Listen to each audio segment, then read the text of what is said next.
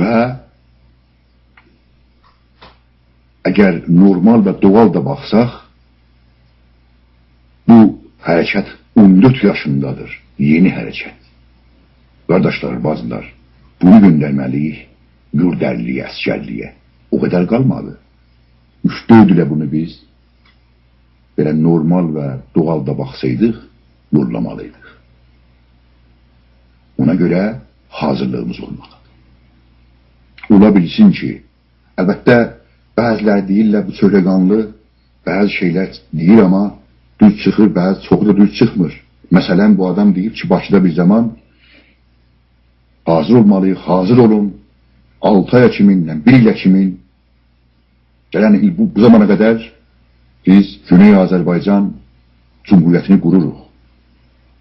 Bunlar o adamlardılar ki, bu töhməti vuranlar, mənə bu yalanı yapışdıranlar.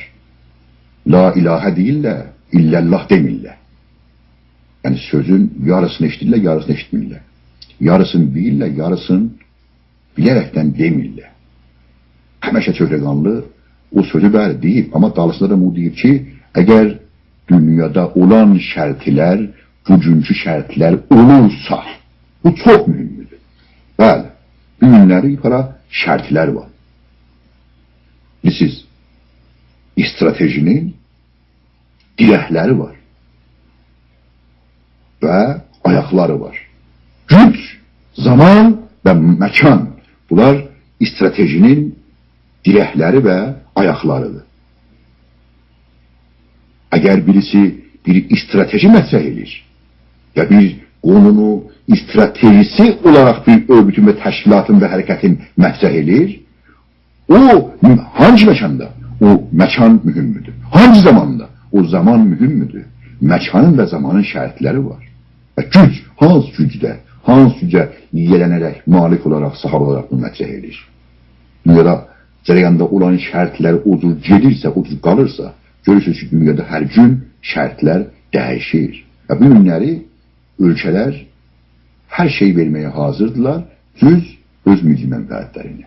Hər yerdən milli mənfəətləri gəlirsə, oradadırlar. Və hər yerdən milli mənfəətlərinə xəsarət dəyilsə, onu vurmağa və dəf eləməyə, o əngəli aşmağa gedirlər, ona hazırdırlar.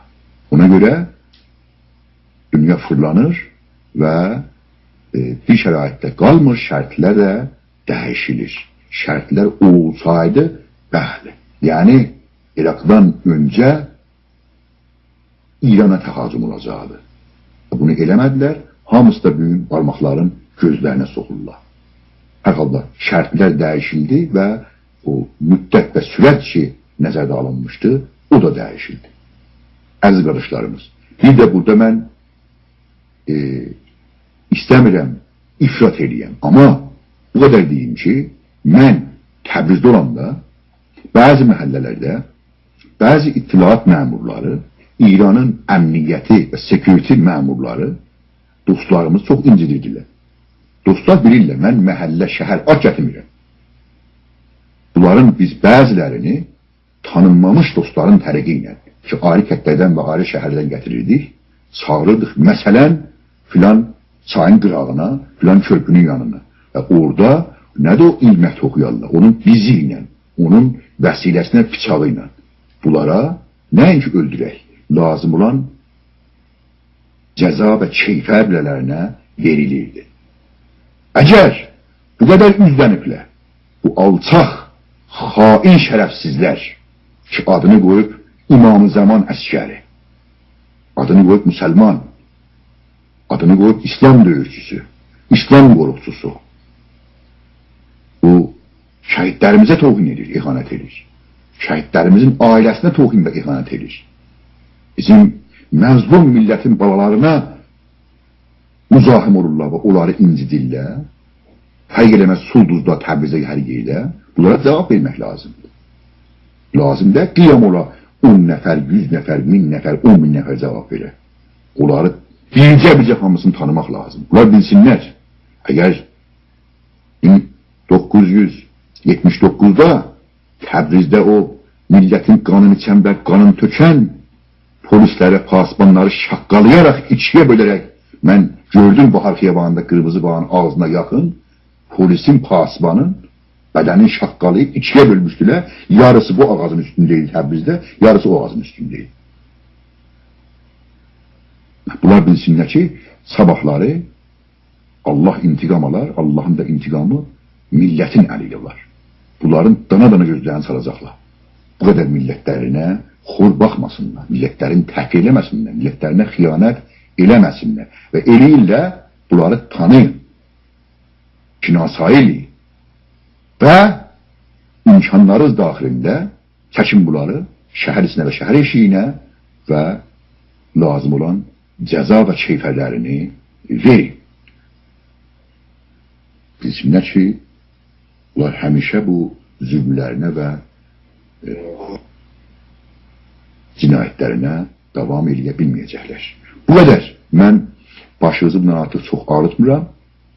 Əzizlər, tikrar deyirəm, mövqeyiyyət, durum çox kritikdir, çox həssasdır.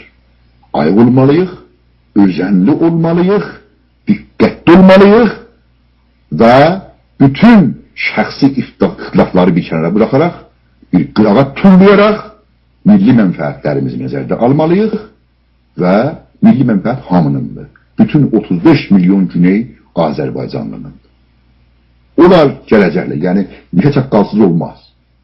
Bu normaldır. Neşə varsa o çaqqalı da var. Bakınız, Çöreganlı bir 3 ay, 5 ay, 6 ay sonda hiçbir yerde onun aleyhine bir hərəkət yoxdur.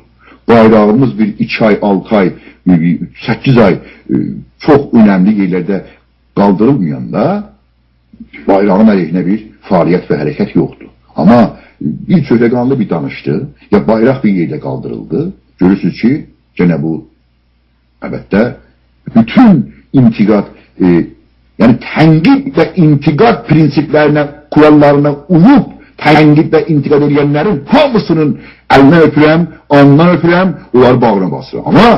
Amma nəfki, rədddir, təhqir, alçatma və bu tip anlamı olan hərəkətlərlə fəaliyyətlər bunlar bəllidir. Bunlar həman o neşənin çaqqallarıdır ki, habbahub eləyəcəklər. Bunlar əhəmiyyət yox. Bunlar olacaqlar. Bugün onlar ki, millət dərdiləri var. Onlar ki, millətçidirlər. Əzizlər, hər şeyi bunlar unudaraq, hər şeyi kənara bıraxaraq, qoyaraq yalnız burada ulusu içində olmalıdırlar və onun hər tərəfdən, hər yöndən onun mühasirələrin düşmənlərin içində olmalıdırlar.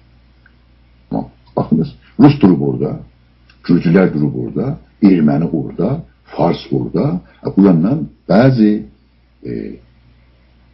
millətlər vardır ki, Fars faşizminin zülmünə məruz qalmalarına rağmen dəqiq incəlirik və izlirik və bizim şərəf və namusumuza, yurt və vətən və millətimizə və onun milli varlığına, məxsusən maddi varlığına göz çimlə hazırlığımız olmalıdır. Bu qədər. Allah yarınız olsun. Allah hamımıza yardım eləsin ki, bu tarixin ən həssas aşamalarından birisindəyik. Ən həssas mərhələlərinin birisindəyik və Kurtuluş Savaşındayıq.